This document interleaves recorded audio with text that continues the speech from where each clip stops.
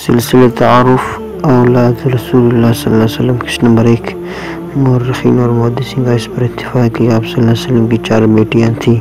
بیٹوں کی تعداد میں البتہ اختلاف ہے، جس کی وجہ یہ ہے کہ یہ سب بچپن ہی میں انتقال فرما گئے تھے۔ اکثر کی تحقیق یہ ہے کہ ان 3 لڑکے تھے: سیدنا قاسم رضی اللہ عنہ، سیدنا عبداللہ رضی اللہ عنہ، سیدنا ابراہیم رضی اللہ عنہ۔ سیدنا قاسم رضی اللہ عنہ حضور صلی اللہ علیہ وسلم کی اولاد میں پہلے سیدنا قاسم رضی اللہ عنہ پیدا ہوئی اور بعثت نبوت سے پہلے ہی انتقال فرما گئے۔ 2 سال کی عمر پائی سیدنا قاسم رضی اللہ عنہ کے نام سے حضور صلی اللہ علیہ وسلم کی کنیت ابوالقاسم مشہور ہوئی۔ مکہ میں ولادت ہوئی اور وہاں انتقال ہوا۔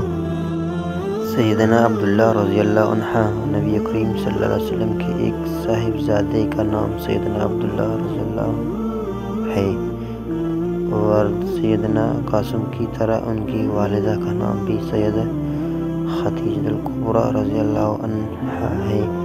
سیدنا عبداللہ رضی اللہ عنہ اعلان نبوت کے بعد پیدا ہوئی اور 1 سال 6 ماہ 8 دن زندہ رہے اور طائف میں وفات پائی۔ امہات المومنین: سیدنا ابراہیم رضی اللہ عنہ۔ سیدنا ابراہیم رضی اللہ عنہ رسول صلی اللہ علیہ وسلم کی آخری اولاد ہیں، جو حضرت سیدہ ماریہ قبطی رضی اللہ عنہ کے بطن سے پیدا ہوئی۔